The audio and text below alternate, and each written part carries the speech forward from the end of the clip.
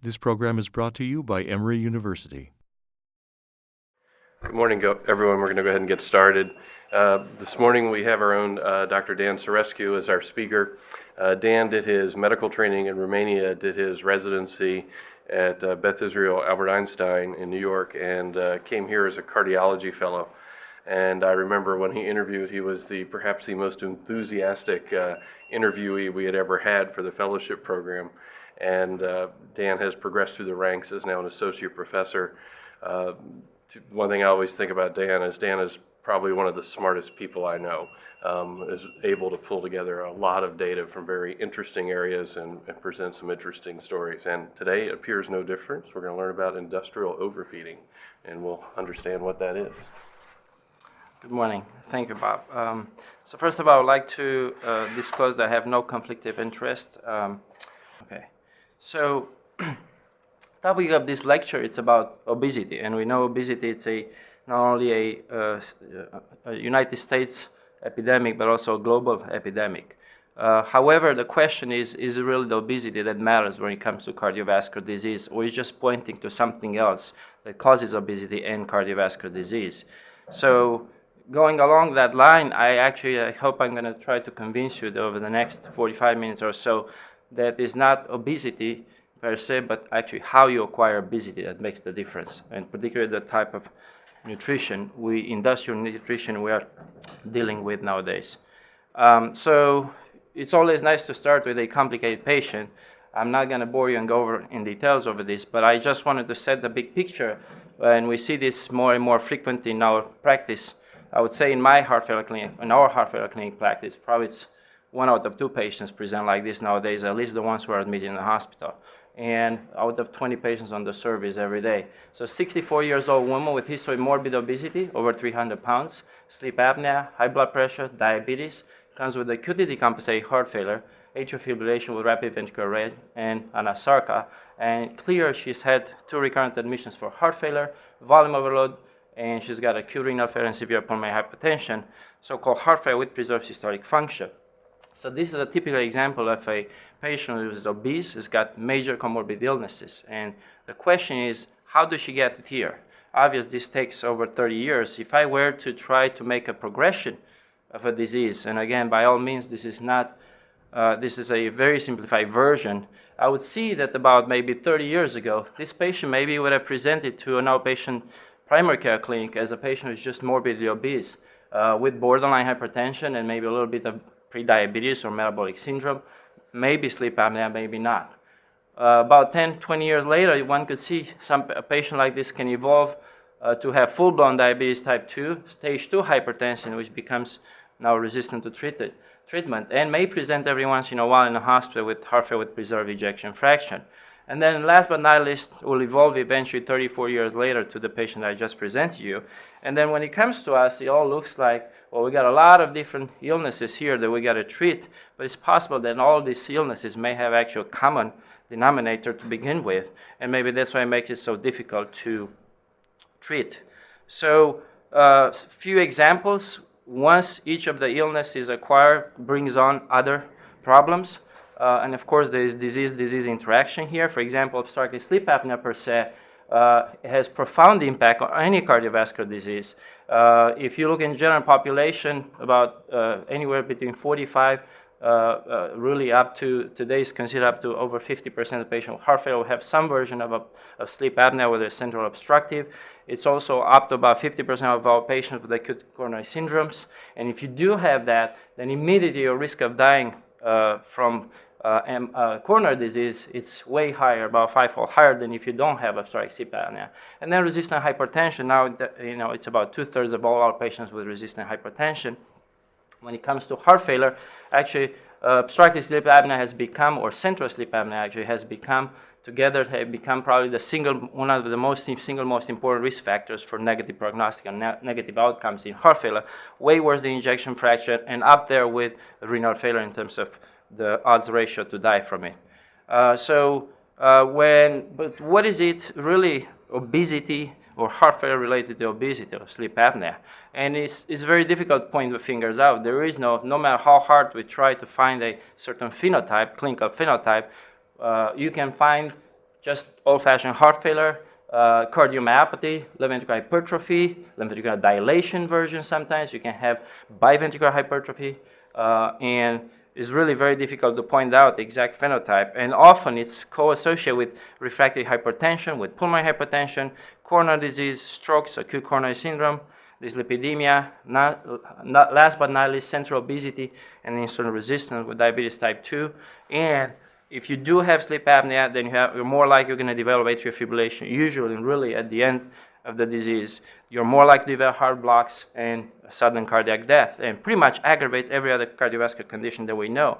So this is a obesity, if you want end-stage obesity or morbid obesity, it's not a single entity that you can just point out. And even when you just think about a single cardiovascular entity, it's very pleiotropic. What we do know, though, is that at least obesity related to sleep apnea, obstructive sleep apnea that's associated with obesity, it's a potent activator of the adrenergic system.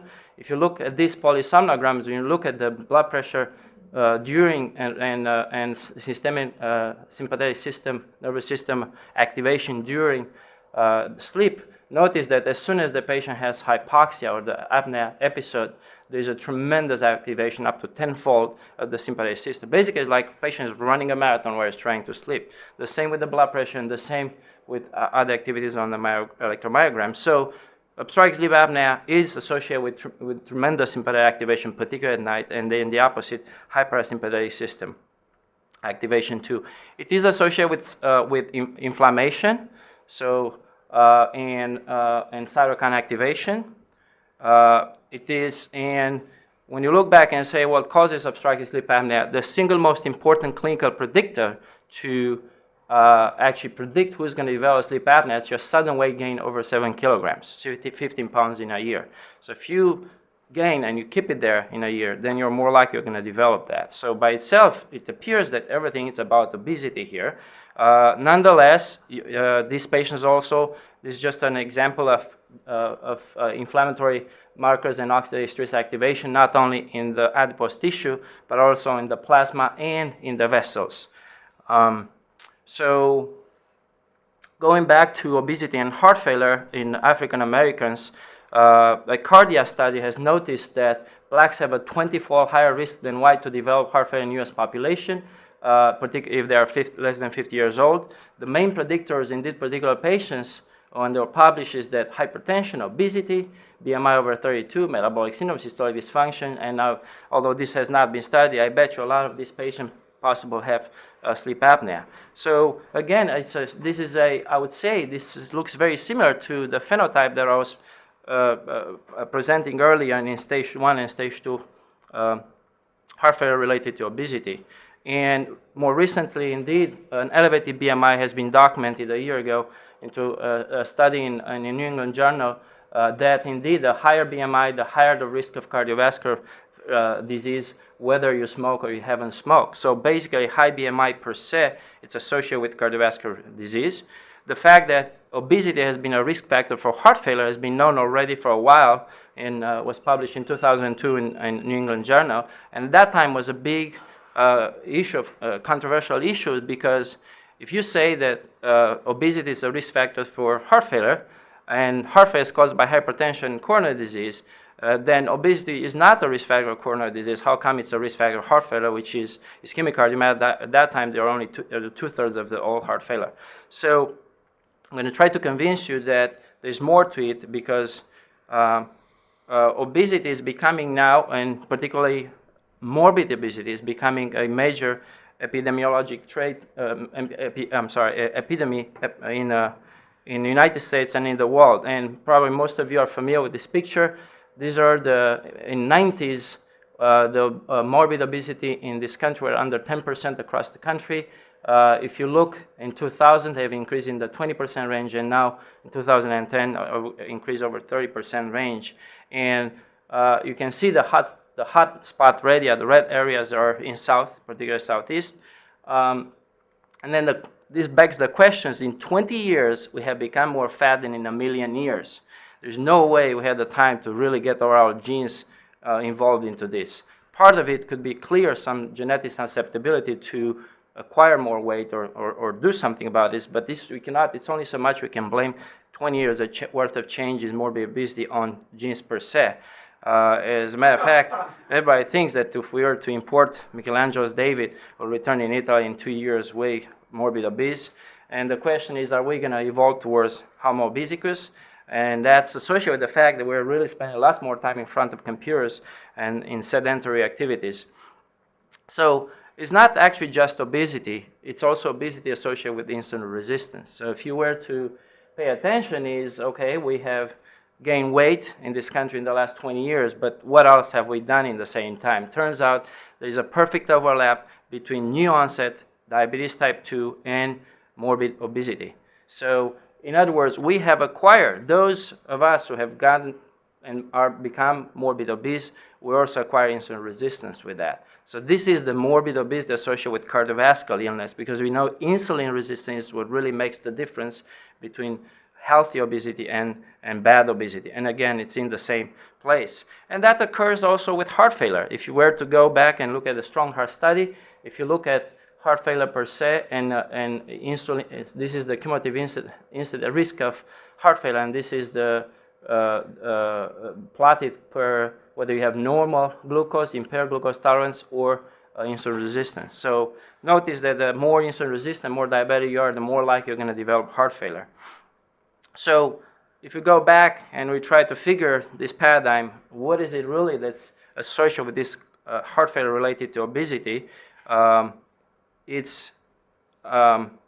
think it's probably not the fact that 20 years this obesity and insulin resistance have increased so fast is probably related to how the obesity has been acquired.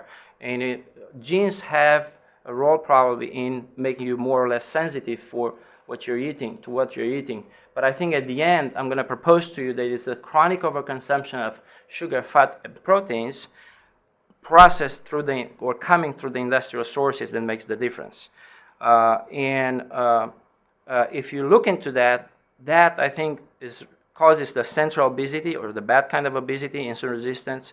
It causes dyslipidemia and cardiovascular disease. Again, this is a hypothesis that I'm going to propose to you. Causes liver steatosis, cancer, dementia. It's been for a long time. Declining life expectancy and quality. And as Angelina Jolie has said, quod me nutrit, me destruit. What feeds me also, or nourishes me also, destroys me. So let's see if I can convince you about this. And the way I hope I can convince you is I took some of these dietary changes or the specific of this industrial feeding, and we give it to an animal model that's designed by Mother Nature to, although it can be omnivore, it can eat anything, actually most of the time it's a vegetarian. It's been exposed for a million years to veg, and those are the mice. So I'm going to put them on an equivalent of a burger a day and a high fructose corn syrup from a soda a day, and then see what happens. Now I wanted to point out, so I just mentioned that really I don't think here we're talking about only obesity. We're not talking about heart failure and cardiovascular disease. We're talking about potential nutrition element causing or contributing major to all of these other illnesses that are outside of cardiovascular system. And so, as I mentioned earlier, first of all, there is a recent review study in Science about 2 years ago. They look into, from all the genes we know that could explain the high BMI, how much is explained by genes that we know, at least at this point. And really they found that less than 1% of the high BMI obesity and 5 to 10% of all diabetes are explained genetically, at least at this point. Of course, the same like in heart failure, I'm sure that with time this is going to grow, but that was at least as of 2 years ago. And what I'm going to try to propose to you is that probably is the nutrition, particularly from fast food industry, that makes a major difference here. So, and there are certain elements in that can make a difference, and exactly the importance of those elements is highly controversial and debated. You can realize that there's a lot of debate here, but elements that can make a difference are high fructose corn syrup, lack of saturated fatty acids, lack of the protective omega-3 fatty acids through the industrial processing. For example, it's not well known that chickens or animals that are fed in an industrial setting have almost no omega-3 fatty acids in their eggs or in the body compared to the ones that are free roaming or grass-fed. Simple example, presumably about 100,000 years ago, the omega-3 to 6 ratios in our diet was supposed to be 6 to 1. In CARDIA, we have probably the bad to good guys about 20 to 1. So the same way with the sodium and potassium, which has been reversed. So there are clearly some things that we have changed very fast in our diet. In order to test the hypothesis whether feeding a diet that's very similar or try to reproduce a fast food kind of diet, or Western type diet, what we call, we look into, together with Dr. Frank Anania, it's his suggestion actually, who is the head of our hepatology here, we look into a diet that's been studied by a group from University of Washington and St. Louis. It's called the ALIOS diet, the adult lifestyle-induced obesity syndrome. This diet is based upon the nutritional makeup of a Western type diet, although the effects of high-fat diet and high cholesterol diet on the cardiovascular system has been studied before. There used to be extremes. So, for example, 60% high-fat diet versus 60% high fructose corn syrup. I think that doesn't necessarily reflect what we do every day. So this is a diet that has a little bit of everything. There's no extreme into it. It's very similar to what we go out and do every day. About 45% of the calories are derived from fat. 30% of the fat is derived from trans fat. And diet also included high fructose corn syrup, which you need to understand that the high fructose corn syrup doesn't just have high fructose. It has actually high fructose and has sucrose, and the difference is about 55% fructose versus 45% sucrose. So it has a little bit like what we have, just a little more fructose than the regular sugar will have. And that's about 2% in their water to mimic the soft drink consumption rates in Western diets. And this year I'm just going to summarize what those authors have published in their paper. The Tetri is really the first author on that paper. It was published in 2008. They have very clear characterized that this kind of diet, if you put it on mice, give it to mice who are 5 weeks old, so that will be a human who is 6 months old. They just got weaned off from breastfeeding. If you put them on this kind of diet for about 16 weeks, then you will cause dyslipidemia, high blood pressure, elevated uric acid level, increased appetite. Normally when we eat, ghrelin is secreted by the stomach. It's supposed to, ghrelin is the hunger hormone that's normally suppressed once you eat. Unfortunately, fructose does not do that. So you can binge a high amount of fructose and your brain doesn't know that. And the same insulin resistance.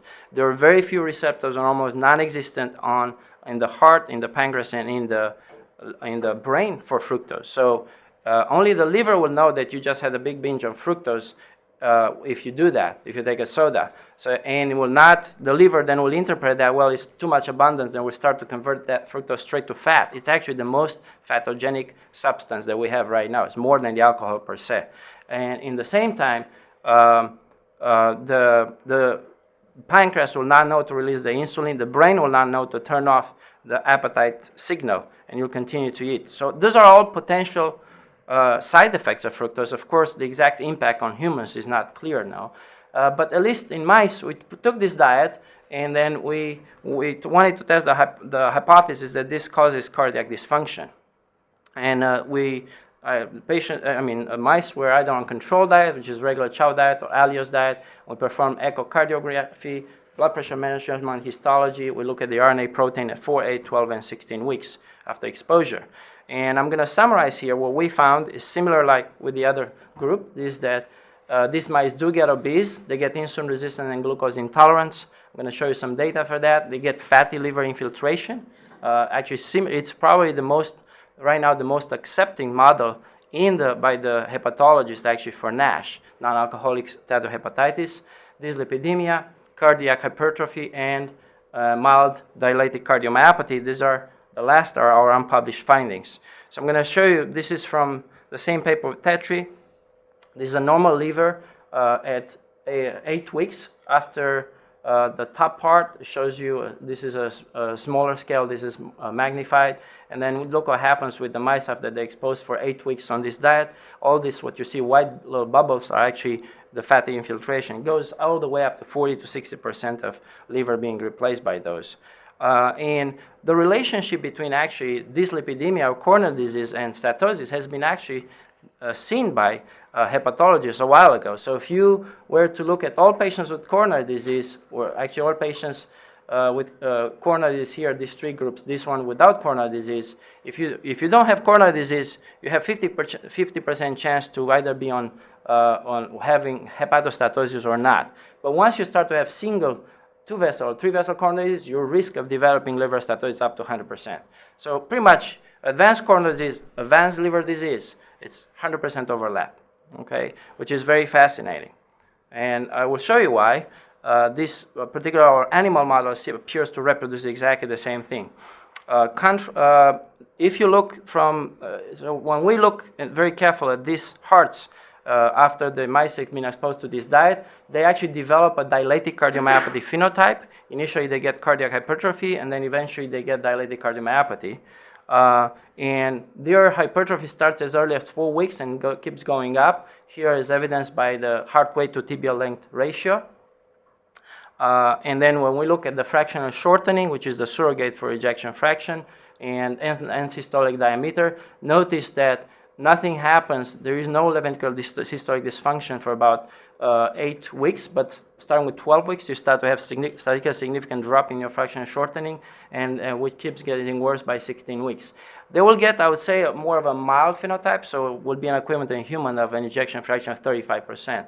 But nonetheless, remember, the only thing I manipulate here is the diet and nothing else.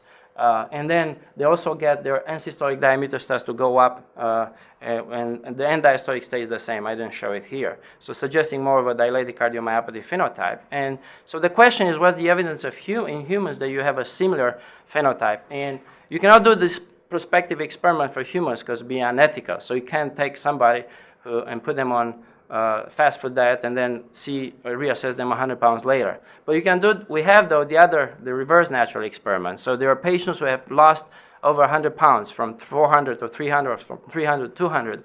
And they're very well studied from cardiovascular standpoint, diabetes standpoint, every condition. And we know it's associated with morbid obesity. And notice here that whether you lose your diet with, whether you lose this amount of weight with diet or you lose it with surgery, it doesn't matter. You still have the same. You reverse your cardiac hypertrophy. You reverse your left ventricular mass, ejection fraction, right ventricular mass. Okay. While if you don't lose any weight, nothing happens, or if there is anything, it's going to get worse. And these changes were not present not only in the heart, but also, in other words, in this particular obese patients, before they got the surgery, they had big, thick hearts and also stiff arteries. They have arterial compliance issue, and all those both arterial and ventricular changes actually are reversed after they lose the 100 pounds. And this is not present just with, these are not just cardiovascular endpoints. We know their diabetes reverses, their blood pressure can go back to normal. Those are all documented in other kind of literature. So if we want to, we have these hearts, they get cardiomyopathy in mice. The question is, what is the mechanism? How is this happening? And is there any way we can try to interfere with this? You see, it's very easy to say to somebody, don't go and eat fast food. 100% that's not going to happen. So we need to find a way, what are the mechanisms? Can we really sort out the bad obesity from the good obesity? Maybe we can still allow, you have to accept that humans will go and eat whatever they want to eat. And the question is, can we protect at least their body by identifying the proper mechanisms how to do that? So when we try to look at this and analyze at 4, 8, 12, or 16 weeks from the RNA standpoint, what's happening with their genes, we notice that the genes that are the first gene that is turned on as early as 4 weeks actually is turned off if there is anything. It's called PGC1 alpha. This is a sensor. It's a sensor for energy metabolism in the heart, actually in the body, in the liver and the skeletal muscle. This particular, it's a transcriptional activator that controls the mitochondrial biogenesis. So each time a certain organ feels like I need to produce more energy, immediately this guy is turned on and it will start to do his job. If it's turned off, it's bad news. It will mean impair mitochondrial biogenesis. At the same time, elements that are downstream of insulin, particularly insulin resistance, like FOXO3A and natrogene, these are upregulated when we have a fasting and starving response, actually. It actually correlates with insulin resistance. The next is our very well-known angiotensin converting enzymes, goes up about tenfold as early as 4 weeks, stays up to 16 weeks, at least as far as we look at. Then the uncoupling protein 2, it makes free radicals when the mitochondria are unable to make ATP, so it's a sign of mitochondrial dysfunction. And then our well-known atrial natriureactive peptide and TGF-beta, those are activated. It really signals a shift to a fetal phenotype. So what that means at the end, and there's lots more data, I just didn't want to overwhelm you with that, but bottom line, at the end, this is what we notice in these hearts. There is a mitochondrial dysfunction and lack of mitochondrial biogenesis. There's oxidative stress. The mitochondria, they're left over. They don't make ATP. They make free radicals. There's insulin resistance. There's cardiac hypertrophy. And what's interesting is you say, well, you have more heart muscle, so things should be good. But it's more of a heart muscle that has switched to fetal phenotype. Well, what does that mean? It's when we're in fetal life, we have low oxygen, and we have low sugar, and we have glucose. The heart does not utilize fatty acids. So that's wonderful because the heart switches to that phenotype to adapt for lower substrate available and lower oxygen available. The bad news about that is that the ejection fraction of those fetal, it's only 25%. They don't need to lift up 110 millimeters mercury of blood pressure. That's a very low pressure system.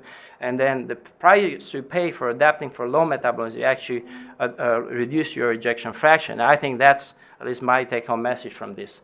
So it's very interesting. You put them on a diet and you make them back switch to fetal phenotype. And that's, they also get, this is our data. They show impaired glucose tolerance. So this is not just a heart issue. It's a general issue, metabolic issue. Then when we look in the heart, you say, well, how do you know that the heart is starting or it's insulin resistance? So I wish we could do this in real life, because I think in diabetes, what we're missing the boat is we define diabetes as an impaired glucose, and we only look at glucose. But you have to understand that's a homeostatic variable. Glucose is the last to change. What really changes first always is the insulin, and particularly insulin resistance, how tissues are perceiving.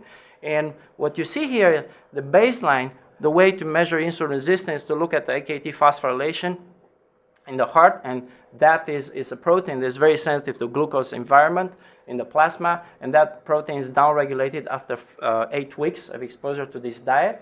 And what's interesting, we also took the mice, we put them on this diet for 8 weeks, and then we stimulated them with insulin, and we want to see how is if we give insulin from the pocket, what's happening with the same AKT phosphorylation. And notice that these particular hearts, we harvest them 10 minutes later, these particular hearts are not able to respond to insulin as well as the other ones who see regular diet. So these hearts clearly are insulin resistant. Remember I was telling you some elements. Insulin's job is to suppress the fasting state and tell the heart, go ahead, time to uptake glucose. And the way it does that, it's actually suppressing this guy called FOXO3A. And what happens is if insulin does not do the job, then the FOXO3A goes up in the fasting state to protect the heart, and it's telling it switch the metabolic engine to a fasting state. Well, it turns out that these particular mice, once you put them on this diet, they have a lot of the FOXO activation. I showed you the RNA goes up, but also it moves in the nucleus, which means it's active, and also a protein that's only produced by FOXO goes up. It's called atrogene, which is actually a proteolysis protein. What it does, it cuts proteins down. Actually, it could be part, in my mind, of how the heart gradually shifts from in order to shift from an adult phenotype to a fetal phenotype, you have to first destroy your adult fetal proteins. It's possible atrogene and other enzymes like this are involved in this early response to do that. All right? And then also, this is a proof when you look in the hearts. Remember how you have that burn oil from that's used after you make the burgers and it smells bad? Well, it turns out that's given by the oxidized fats and proteins.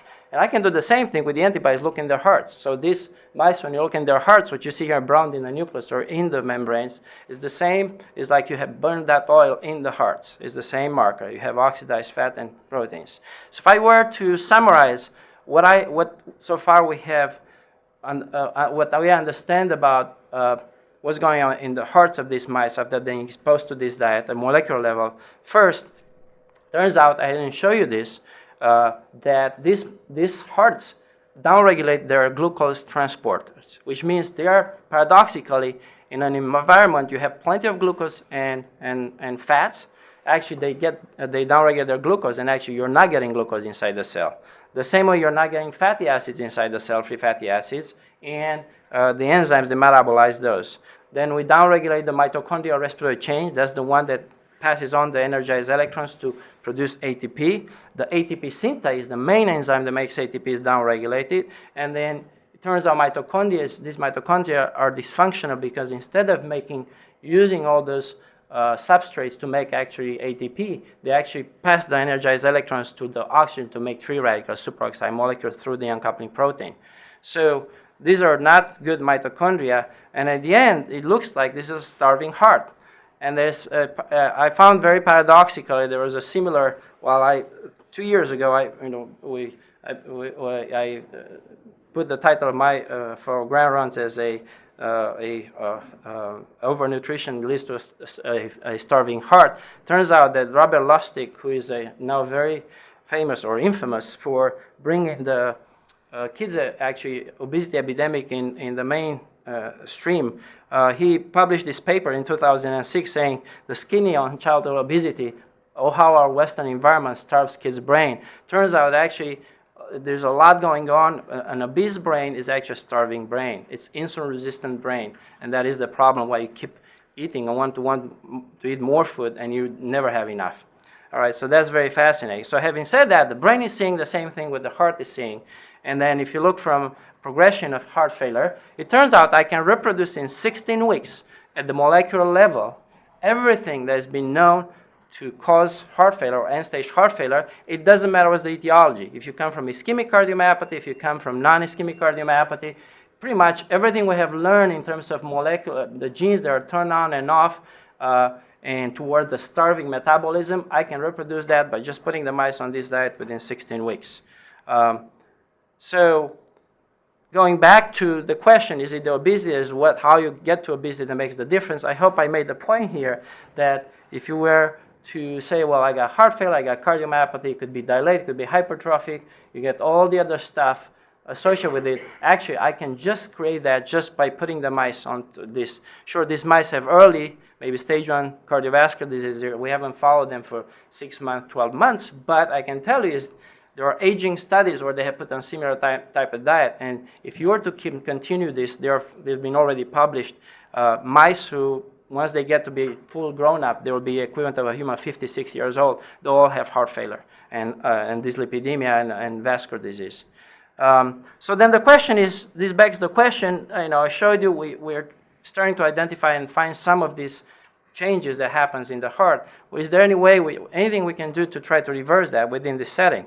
So the first one that I showed that little guy, the ACE enzyme was upregulated about tenfold. So the question is, if I put the mice to begin with, the moment we put them on this diet, I put them on ACE inhibitor, an angiotensin converting enzyme inhibitor, can I reverse prevent the insulin resistance and end organ damage induced by Western type diet? And remember, that's why this came the idea for the fact because this ACE enzyme is subregulated very, very early at 4 weeks and stays up it's probably the most dramatic changes at the molecular level that we encounter all the way up to 16 weeks. So yes, we did this study in mice. This is all unpublished data. We give them Captopril, equivalent of a human. There will be 50 milligrams 3 times a day of Captopril in their drinking water. And indeed, by 16 weeks, notice that this is the control. This is the ALIOS mouse. It becomes obese, and then in control with or without, and Captopril with or without Western type diet, their weights all stay down. As a matter of fact, some of it even gets lower than this.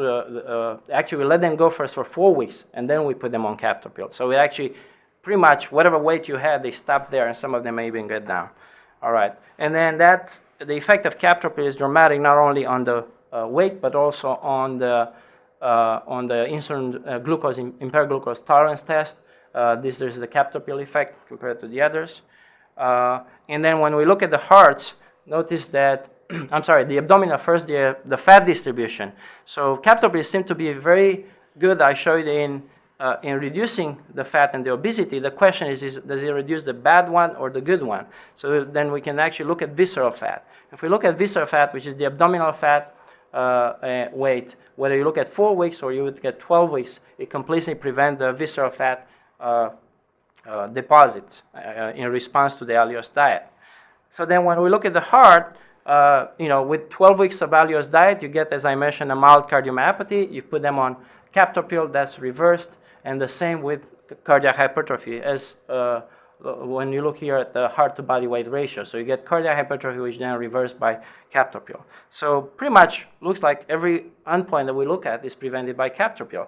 The catch is the price you pay. The mice have a systolic pressure of 70, and I can tell you that each time we had to do any kind of anesthesia, whether even if it was through isoflurane, a couple of them would die out of that experiment. So these are very frail mice. There's no way you can convince a human or their mother to put the patients or their kids on Captopril the moment they are weaned off or when they are 2 or 3 years old when they go out. So this will be complicated, but this just makes, and there's a lot of other things with Captopril. It's not too clear how it works. ACE inhibition in these animal models have been studied. This is just our example in the mice and with this particular diet, but there are many other studies being documented. It's not too clear how it works, whether it really works on the brain, but on the mice, is the low blood pressure or they're just overall sick. So there's lots going on, but nonetheless, it's something that works, and at least it's a pathway that we got to think about it.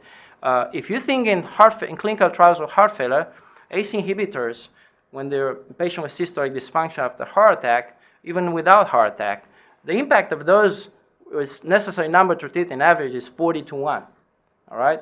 And HOPE trial also showed that even patients who have just high risk for cardiovascular disease, if you put them on a ramipril ACE inhibitor, then it prevents diabetes, 3 times heart failure. But really, the impact is actually very, very small as a necessary number to treat.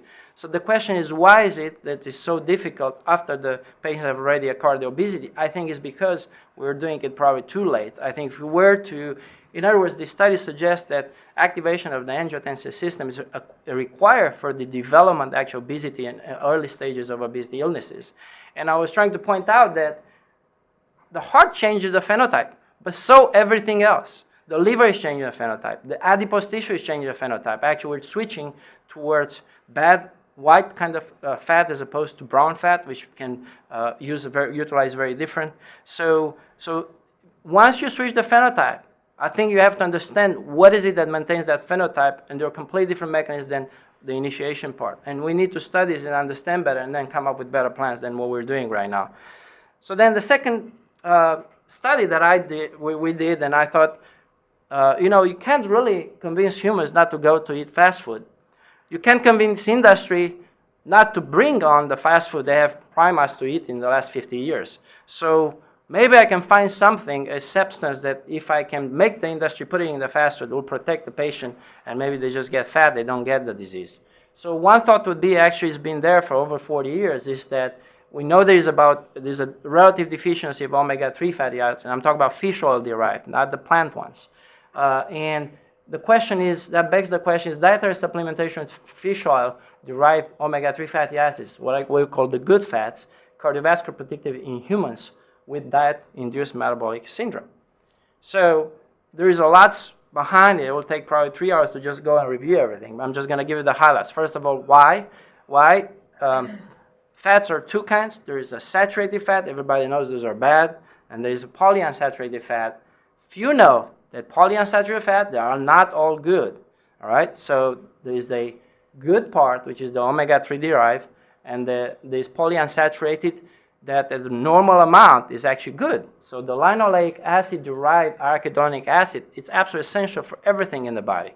All our prostaglandins, leukotrienes, everything that we do every day in normal physiologic state depends on this pathway. So these guys, they come from the plant omegas.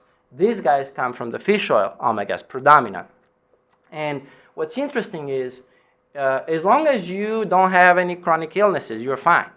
But if you have any chronic inflammatory condition, such as coronary disease, diabetes, dementia, anything, you name it, if you look at it, then all those this actually taking too much linoleic acid can feed into arachidone pathway and actually produce more inflammation, can exacerbate. Rheumatoid arthritis has been shown that. Omega-3s that are derived seem to do exactly opposite for many reasons. First of all, the simple one is that they actually block those enzymes through competitive inhibition from creating more actually inflammatory biomarkers in those chronic inflammatory states, but also in the liver, they prevent directly the triglyceride synthesis. So if you were to eat your bad fats, also with the omegas presumably prevent liver from converting the excessive fatty acids into triglycerides. So that at least is the thought. There are plenty of animal studies. Human data is not so clear, but at least we have that data. So all sounds great. Unfortunately, I'm going to show you there are 3 studies that came out in New England Journal the last 2 years that unfortunately were negative. So for example, this particular one looked after myocardial infarction. There were some prior data before from GC trial that omega-3 supplementation prevents actually sudden death related to coronary disease, and there were some others showing that actually omega-3 fatty acids are important to reduce triglycerides in patients who have hypertriglyceridemia.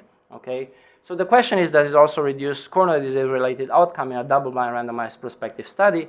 And this alpha omega trial group, they randomized patients to 2 grams of omega-3 fatty acids, and they follow from who already had a myocardial infarction, and they found that low-dose supplementation did not significantly reduce the rate of major cardiovascular events among patients who had myocardial infarction.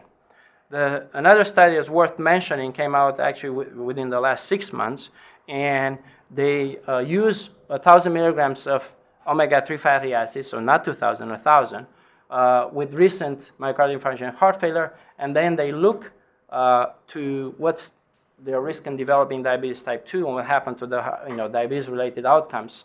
And unfortunately, this was negative too. They did find, though, that the triglycerides were reduced at the end of the study compared to the beginning of the study, and that was a separate paper. But that's pretty much it, and especially also in patients with diabetes. So their conclusion was daily supplementation with 1 gram of omega-3 fatty acids did not reduce the rate of cardiovascular disease events in patients high risk of cardiovascular events. So now, have I known this probably 2 years ago when we decided the study, I would have not done the study that I'm showing you. But now looking back, I'm happy I did it, and I will show you why. So I took the mice, and these mice were on the ALIOS diet that has about 40% saturated fat.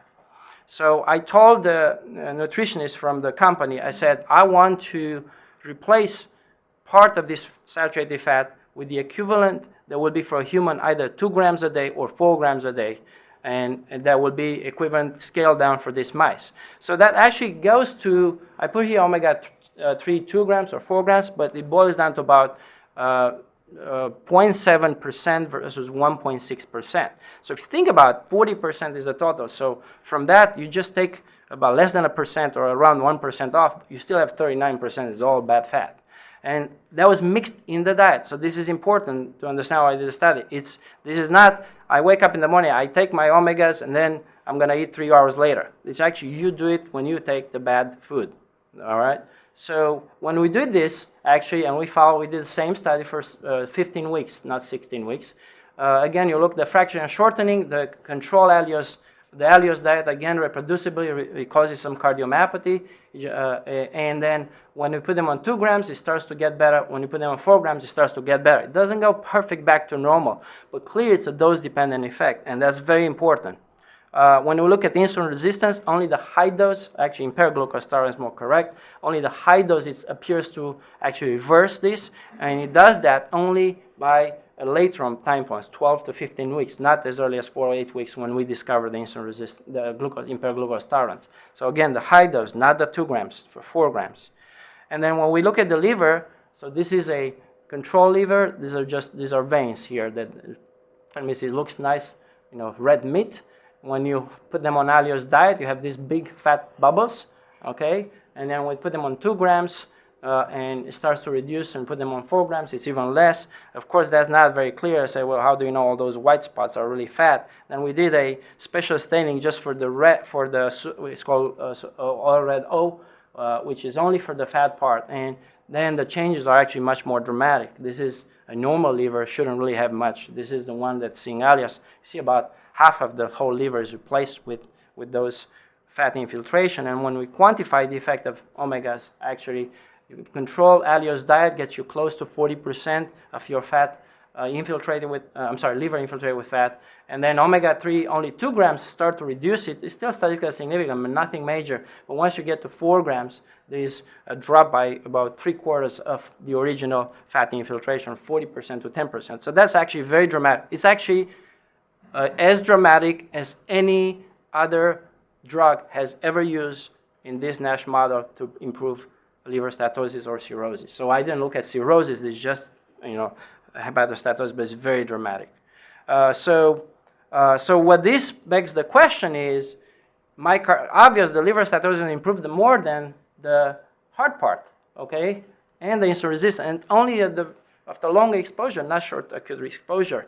What this suggests is that the main problem was the liver causes probably insulin resistance, and this is speculative at this point, then the insulin resistance causes the cardiomyopathy. Once you fix the liver, the insulin resistance goes away, then cardiomyopathy gets better. That's why the effect is delayed. And the effect is also dose dependent. It looks like the more junk food you're going to eat, the more omegas you might need. Okay, so this is very simplistic. So I will summarize this, that so far the data suggests that morbid obesity is a marker of cardiovascular disease. It's really more of a marker. Not per se can cause disease too, but what I think is more the how you acquire obesity that makes the difference, at least in the last 20 years, at least in this country and in the world. And I think that's very important take-home message. There are clear elements in the food that comes from mass industrial production that are reproducible, they're used everywhere, and they eventually make it up to us. I'll give a simple example, and I don't know, this goes on the emotional side, so please try to just extract the potential science part of it. But bottom line is, about a year ago, I had a patient who I was worried that, it had very low ejection fraction. It got better, went back to work. I said, what do you do?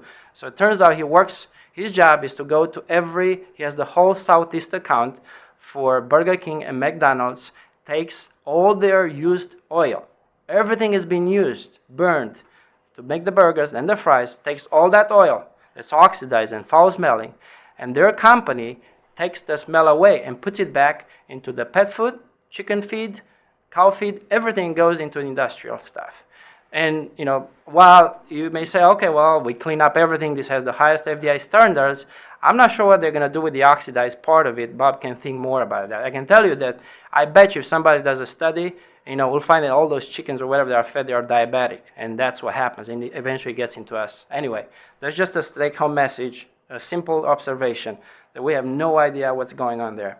The second thing is, all we know is that in 20 years, we have becoming fatter and sicker with diabetes than we've ever been in a million years.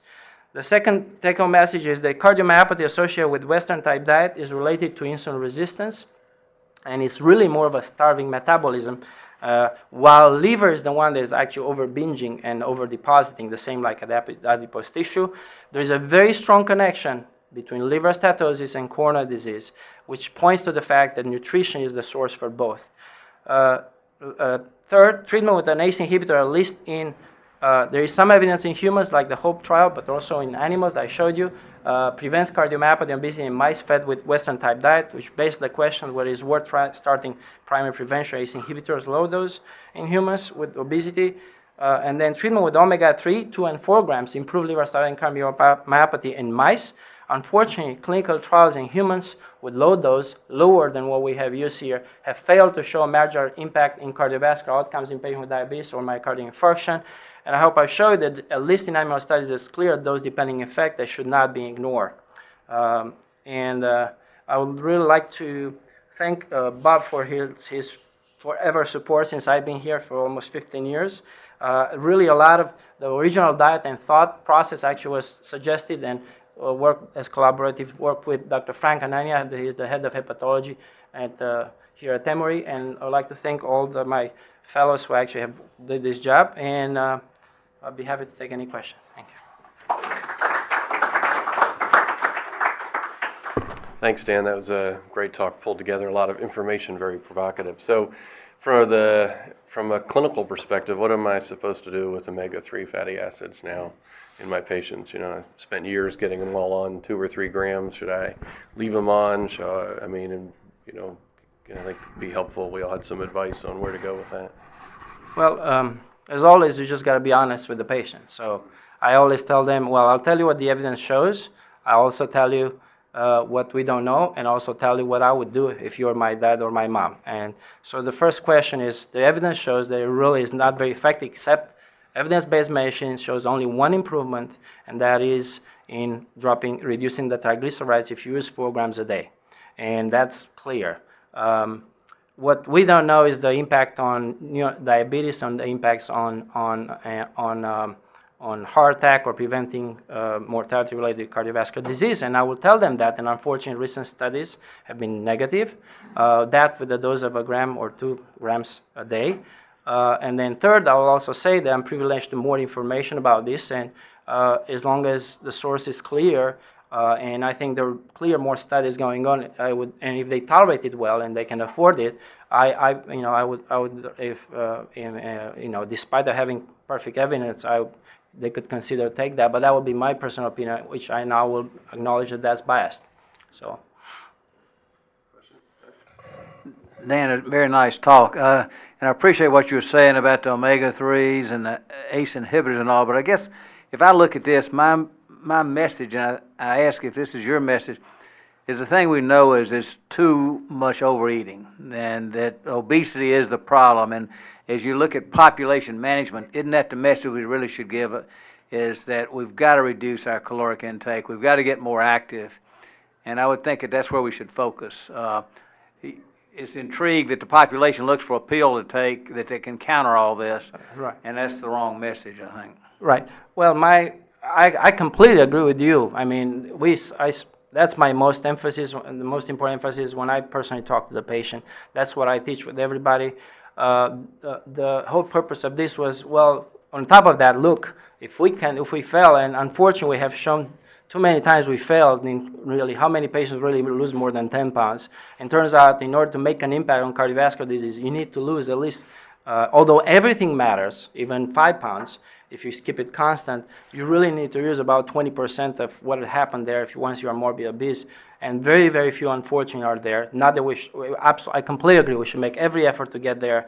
But while we're waiting for that, we should also find ways of how it's not just the patients, the whole social infrastructure. It's the industry, it's the humanity part of it, is the addiction has been increasing for you. We are a going out society. I do that every day. So marketing to kids. I mean, there's a lot of things out there that we right. need to address with this. Yeah, so within that context, if we can prove that something like omega-3, that you can mix it up with your bad stuff, doesn't alter the taste. Maybe we can tell, well, you need to have a ratio 1:6. If we prove that makes a difference, then maybe there will be one way of trying to get the industry buying into that. But this is just more of a, thought.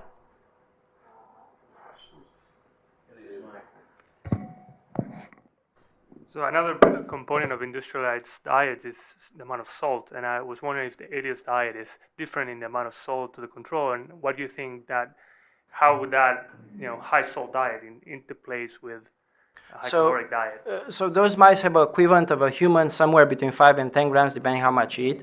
So to me, that's actually a typical American intake. But if you were to ask the Italians, they only have 3 grams of salt. If you were to ask Yanomami Indians, they only have 20 milligrams sodium a day. 20 milligrams. This has been studied. It's been published over 30 years ago.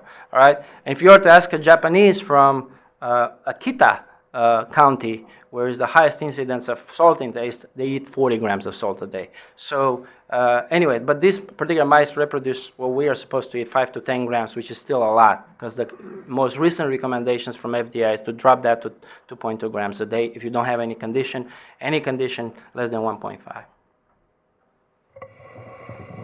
Thank you, Dan, for a nice talk. I'm curious to know if you looked at the lipid profile of these animals that you had put on this diet. Do you know?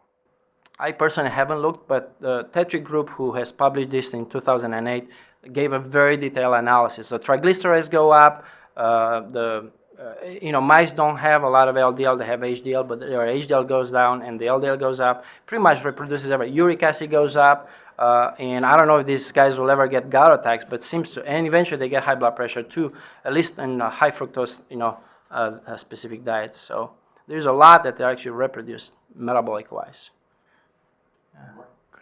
Thank you for I think the ACE inhibitor findings were interesting. My question is, was the effect probably, do you think it was a central effect? Maybe those mice were not eating as much, or was it purely, did you have a food diary where they're eating the same amount? Did it actually inhibit their appetite? So it's this has been studied by other groups in different animal models.